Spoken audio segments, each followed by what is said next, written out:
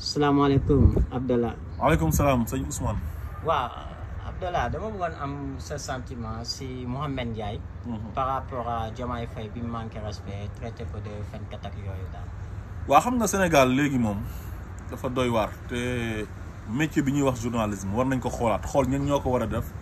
ak ñu ko war a def même su fekkee ne jaarul sax ci école yi ci rédaction yi ñu ci bëri responsable yi comme directeur beeg directeur de la rédaction ay rédacteur en chef ñooñu c'est des professionnels ñu ci ëpp jaar nañ ci école suñu amee ay journalistes yoo xam ne dañ leen a former sur le tas defe naa ne formation bi war na mën a gën a jaar yoon wax leen li nga xamante ni ça se dit à l'antenne ak li nga xam ne ça se dit pas à l'antenne parce que yow mënoo nekk journaliste invité nit ba pare di ko defal ay jugement de valeur en direct di ko yemale journaliste bi dañ la wax na la yow nit ki nu mu mënti ñëwee bu ñëwee ak violence verbale sax yow fexeel ba gérer ko te Bassirou Diomaye Faye n'était pas violent avec Mouhamed Ndiaye mbir mi nu mu demee mooy Mouhamed Ndiaye dafa wax Bassirou Diomaye Faye na ko Sonko mënoon na signer rek quoi même bu ko dul def sax mu signer rek Diomaye Faye nag wax ko ne ko loolu yëfu naa fekk la loolu kenn du ko def nit waroo def loo gëmul te Bassirou Diomaye Faye li mu wax loolu alxuraan moo ko wax yàlla moo wax ci alxuraan ci suratu safi mu ne yaa ayyuha allazina amanu lima taquluuna maa laa tafaaluun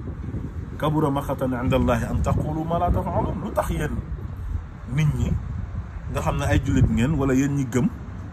ngeen di wax loo xamante ni gëmu leen ko wala ngeen di def loo xamante ni gëmu leen ko ngeen di wax loo xam ne du ngeen ko def daal bàkkaar bu mag la ca yàlla maanaam yàlla dafay considérer ne loolu bàkkaar bu mag la te mën na la cee sax mbugal ngeen di wax loo xamante ni du ngeen ko def donc kon Bassirou Diomaye Faye il a été honnête envers les Sénégalais wan na Mouhamed Ndiaye foofu ne ko politiciens yi d'habitude ñoom pour seen intérêt personnel wala pour tour lëndëm peuple bi xam nga dañuy ñëw sax di signer loo xam ne gëmuñ ko wala ñu wax loo xam ne duñu ko def Bassirou gëm wax Mouhamed Ndiaye ne ko ñun nekkuñ ci posture boobu ñun dañuy def politique autrement léegi ñun lépp loo xamante nii duñ ko mënuñ ko wala duñ ko def duñ ko diggee léegi nag moom li ko Bassirou Diomaye Faye corrigé noonu en direct wax ko ne ko loolu nga wax ne Ousmane Sonko moom la war a def loolu ku ko def naa fekk nga moom daf ci xaw a vexé wu nag mer ba da ngay gis ni mu meree ci antenne bi xam nga léegi nag bu di xaar benn occasion pour mën a fayu ana journaliste ak fayu wante yow journaliste da nga war a recadrer invité yi ak nuñ mënti mel ak nuñ mën a ñëwee mu xaar ba Diomaye Faye wax ne loolu du dëgg pourtant loolu du dëgg loolu du saaga rek mu gaaw profité ne ko waaw dëggal yëfu reewaande yi ngay def ah maa ngi lay wax nga naan ma loolu du dëgg mais Mouhamed Ndiaye dañ ko waroon a sanctionner parce que moom mi traité Bassirou Diomaye Faye de reewaande en direct en tant que journaliste moom waxuma la réew de mais dafa xamadi moom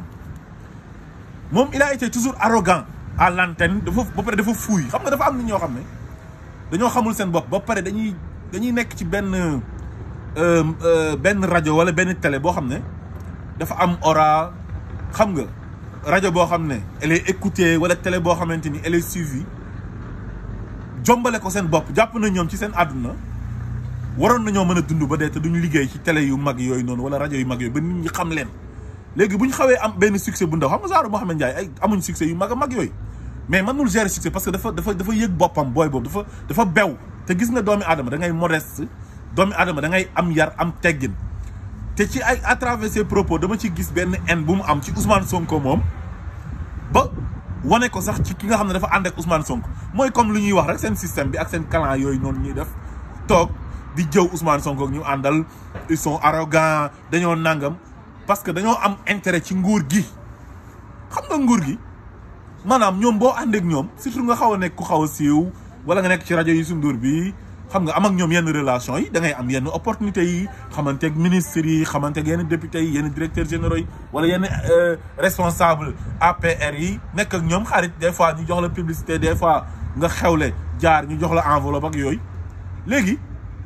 façon yooyu duñ mën a bëgg Ousmane Sonko ba seen haine bi ak colère bi ñuy am buñ koy wane sax duñ ko tay te bëri na ci journaliste yu bëri tey dañ leen a recruter uniquement pour saaga Ousmane Sonko xëy na moom bokku ci mais boo xoolee ni muy waxee nga xam ne dafa am benn haine bu mu amal waa Pastef te daf ko wane loolu nag c'est pas du tout professionnel dañ koy condamner te ñu ngi wax waa groupe Futurs Médias rawatina waa RFM directeur rajo bi xam naa ko Assane Gueye dañoo war a sanctionner Mouhamed Ndiaye même le directeur de la rédaction wala le directeur de l'information Souleymane Niala ak ñoom Babacar Fall ñoo ñëpp xam naa leen bu baax a baax dañoo war a sanctionner Mouhamed Ndiaye parce que lu muy def kenn du ko def dafa manquer de respect koo xamante ni kilifa la ci wàllu politique ba pare kilifa la ci Sénégal nekk ci administration bi nekk impôt et domaine mu invité ko même bu doon benn waay buy taxawaalu ci mbedd mi sax da nga ko war a jox cër boo ko invité waxuma laa koo xam ne am na lu muy représenté ci dëkk bi nga koy wax en direct ci antenne bi yow nan ko xola yëfu reewaande yi ngay def ba pare far ci Abdou Mbow ba wane ne moom Abdou Mbow la faral xam nga loolu c'est injuste Abdou Mbow gënul correct Diomaye Faye Abdou Mbow gënul yaru Diomaye Faye il est correct ku yaru la loolu daal wax dëgg yàlla lu ñaaw la te vraiment war nañ ko sanctionner quoi. waaw jërëjëf. waaw merci.